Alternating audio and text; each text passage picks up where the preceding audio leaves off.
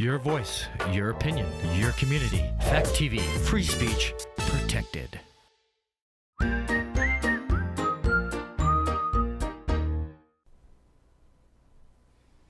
When did you buy this movie?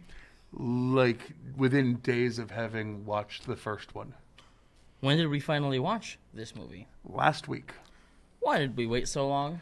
Your fiance was interested in watching the first one, so we were waiting for her to catch up before we all watched the second one, and she still has not. Well, all of this and more on Gory Storytime. Warning.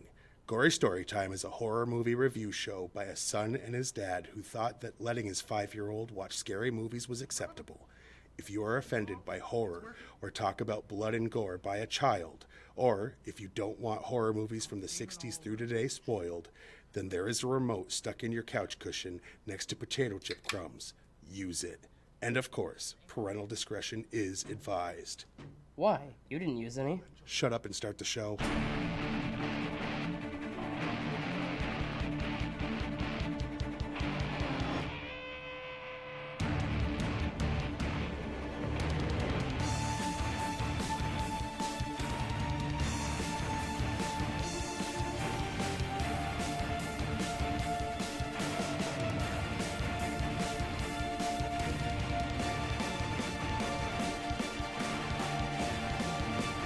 You were never Jaws in that one.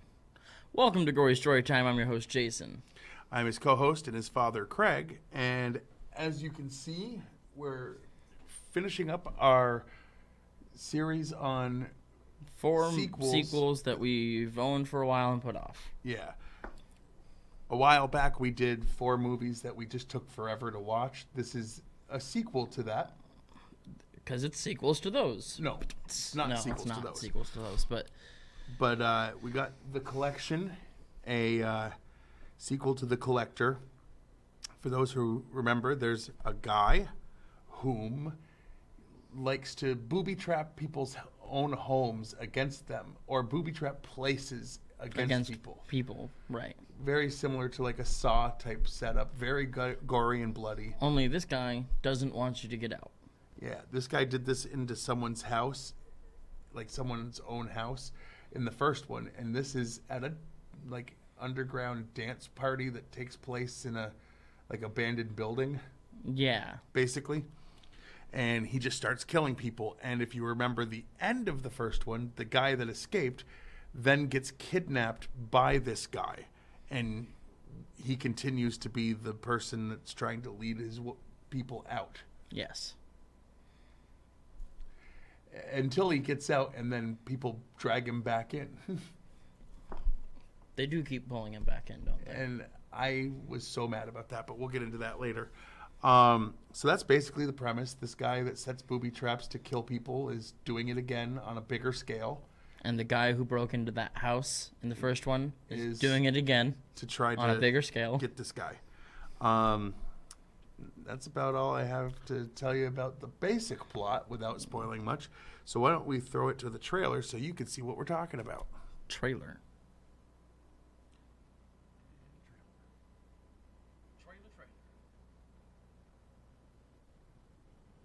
There it is.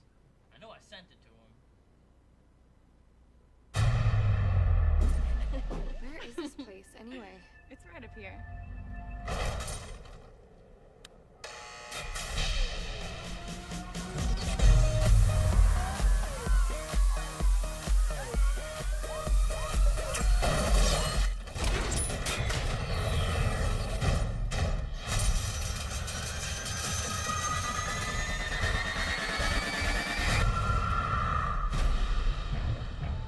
Over 50 people still missing. Grieving families are seeking answers. I'm working for a man whose daughter's gone missing. She's all I have. Find her. Was she alive? Last time I saw her. I've got 48 hours before she's dead. You want to find this guy, you gotta start at the beginning. You better be prepared. Bring everything you got. Because if he catches you, he's gonna make you wish you were dead. You gotta help us find Elena. You're the only person to see the inside of this hotel and live. Built like a maze, and the whole place is rigged.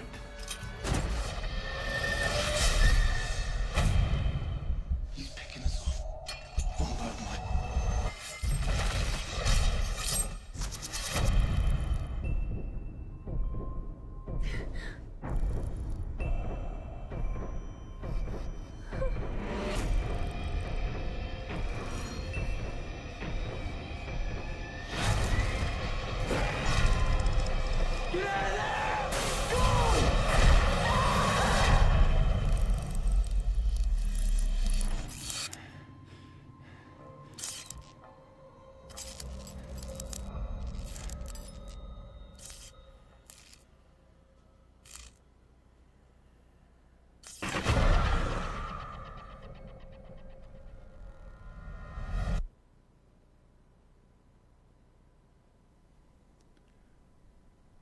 Well, all right.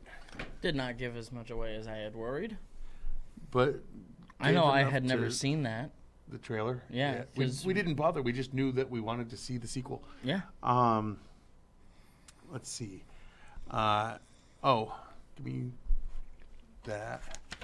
Because before we get into the behind the scenes information, what we do here every week is we go over the same basic script that I make up, saying that we're not really doing this to review horror movies. We're doing it to make money. Yada, yada, And then we yada. read Yeah. 2 funny commercials that are parodies. I mean, they're real things.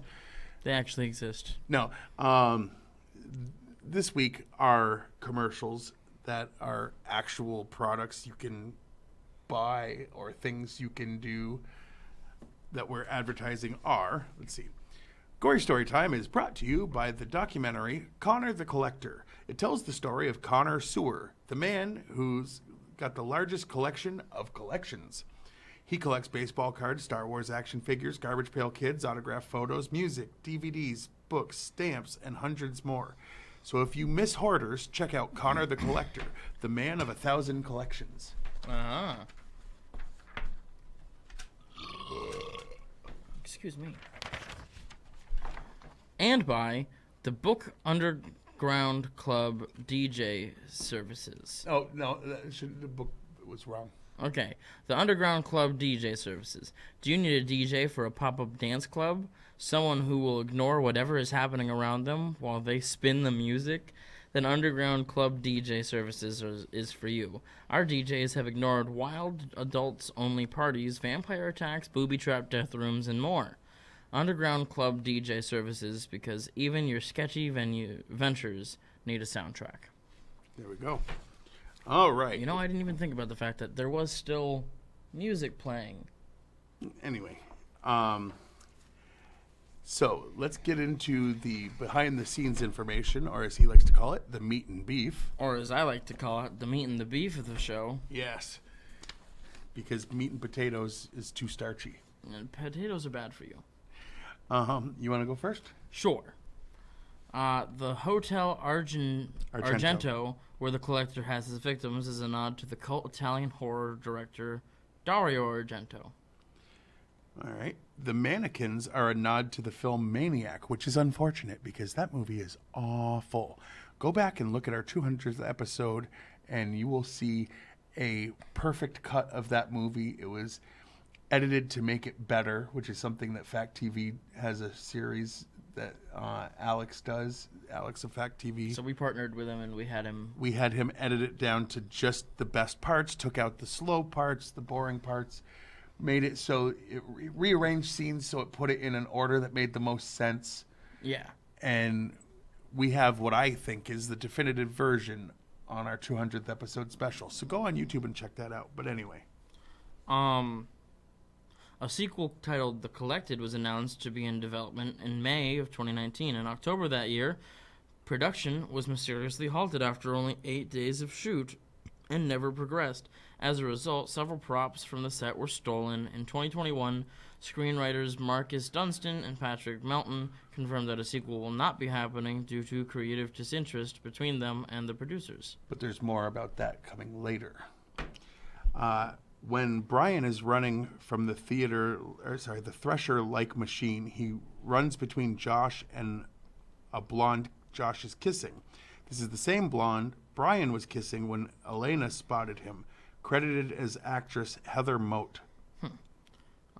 Elena roughly translated means bright one in Greek and Spanish origin. The house owned by Elena, Oh. and her father is the same house belonging to Yakavetta crime family in Boondock Saints 2. I didn't know there was a 2. I did, but I John never saw it. Gulager at around 17 minutes. If you look closely at the police arresting Arkin in the hospital, one of them is horror director John Gulager, who has collaborated with Marcus Dunstan on other films. When the collector is setting fire to his surveillance system, a chrome skull can be seen on the table, a reference to the protagonist in the Laid to Rest film series, which I don't know. I've never heard of that. Right.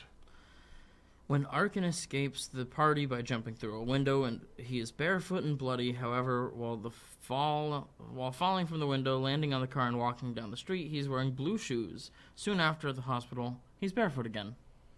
Makes sense. Arkin lets Paz break his arm. Then he fights the collector and uses both arms to grab, punch, and throw him. Yeah, but it showed him in pain from those things. No. Well, yes. No. Okay. Elena? Mm-hmm. Elena's bra strap disappears and reappears multiple times throughout the film. So sometimes she wanted support, sometimes she was jiggle. Yes. Let's see. The death count for this movie, 309 people, mostly unnamed, and 1 dog.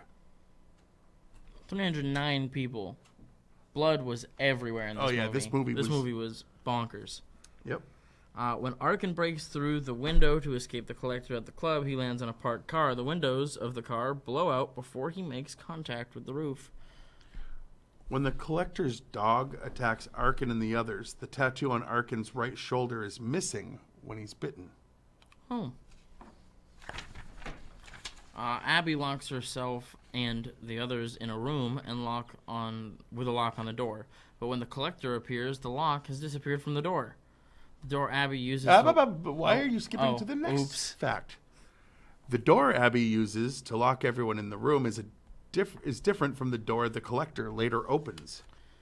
The end credits show how the lead characters died/survived while displaying their names respectively. And director Marcus Dunstan has confirmed in an interview in June of 2022 he's passionate about a third film, and he's been working on reviving the production, saying it's slow. I think there's a lot of things to untangle, but we're going to use our time to hope that it all works. I hope it all works. Yes, because officially it's still happening? Slated to be a thing. Like, you look it up and it's like, yes. But the fact that they filmed 8 days and then stopped.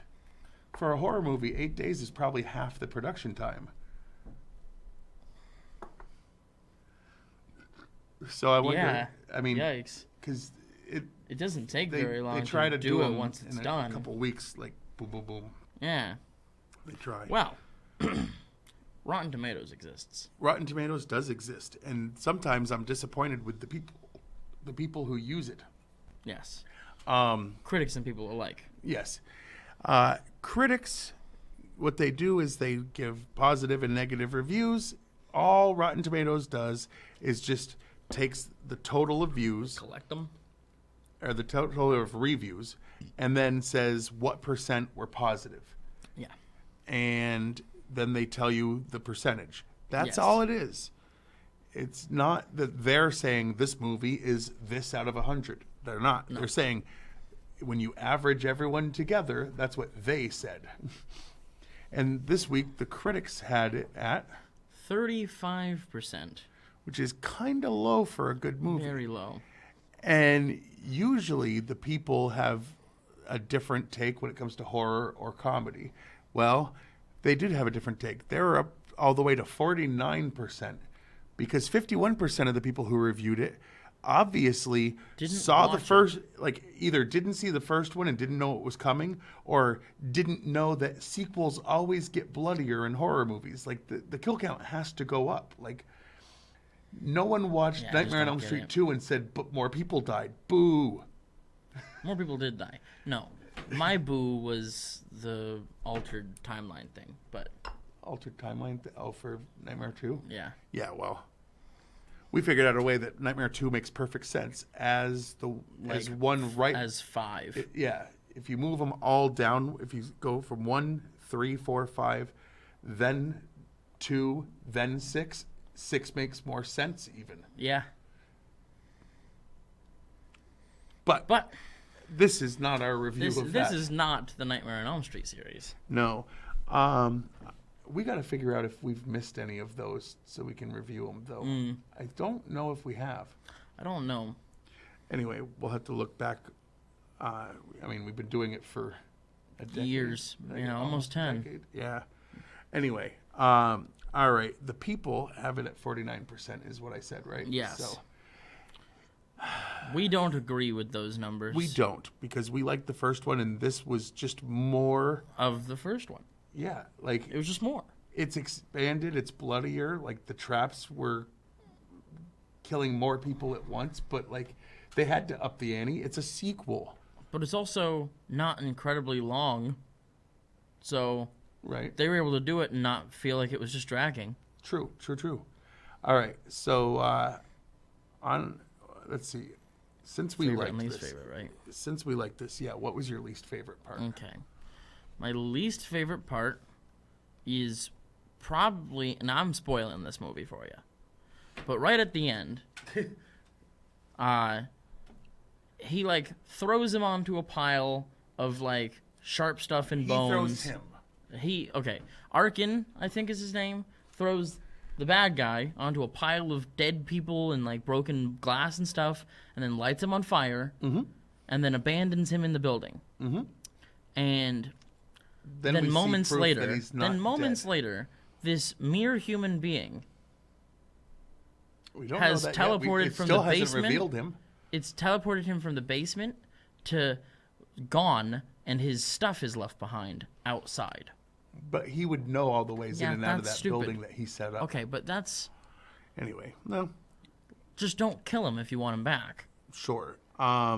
My least favorite part, I would say, is the people that talked the guy from the first one to go back.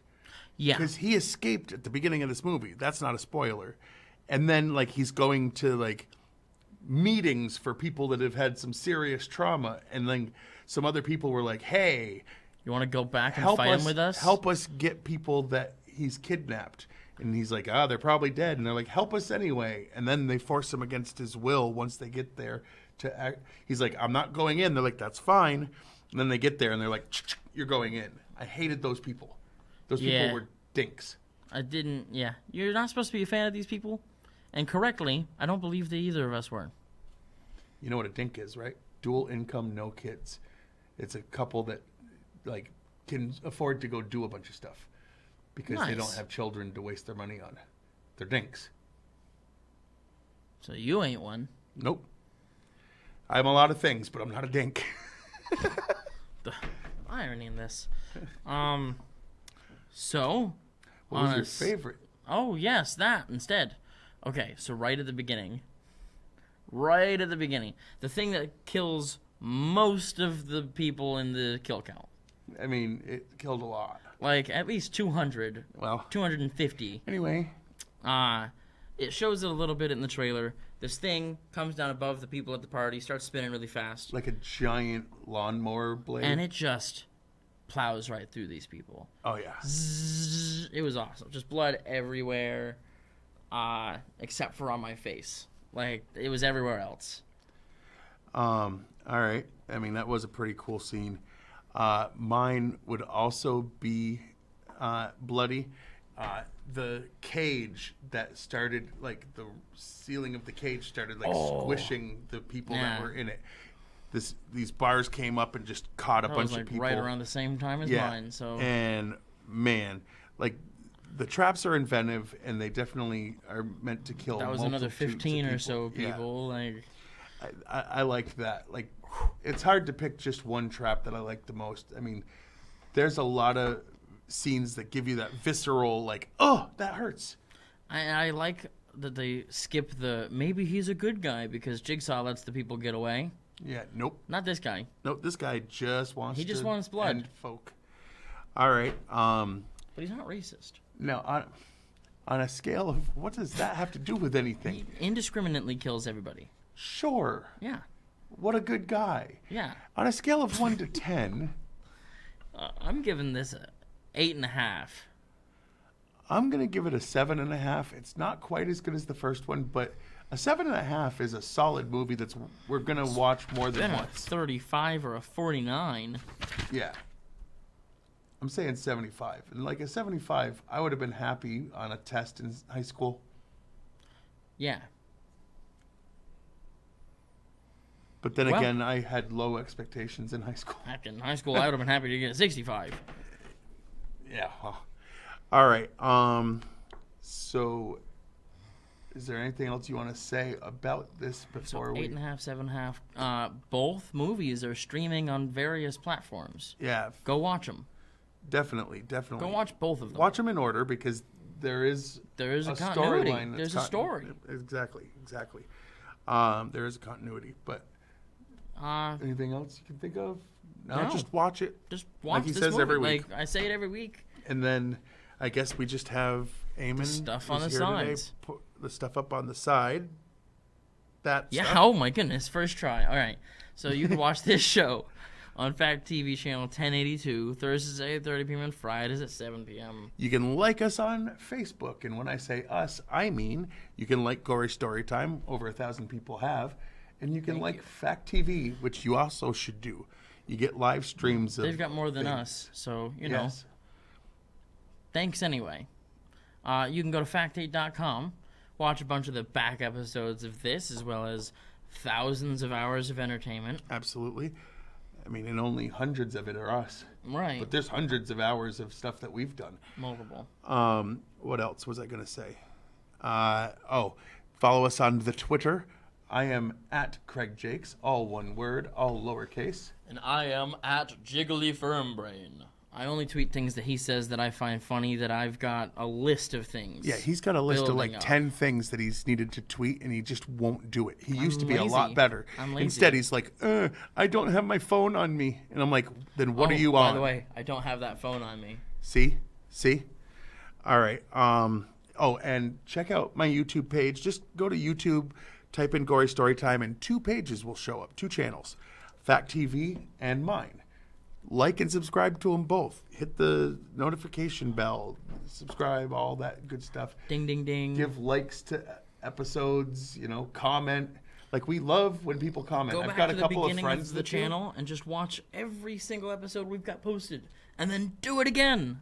I've got a couple of people in my life that will comment, and that's about it. So do more of that, we're looking too. for more. Like, Come on, crowd I don't mind participation. them doing it, but like, come on, if you watch this show, let us know you like it. Anything else? No, that's about it. So goodbye. No.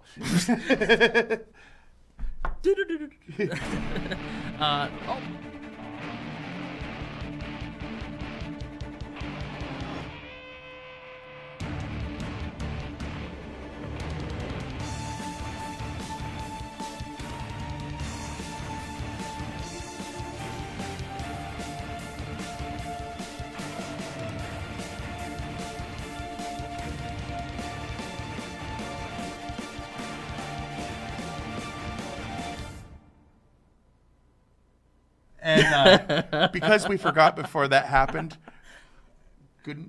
I've been your host, Jason. I'm his co-host and father, Craig, and Sweet dreams.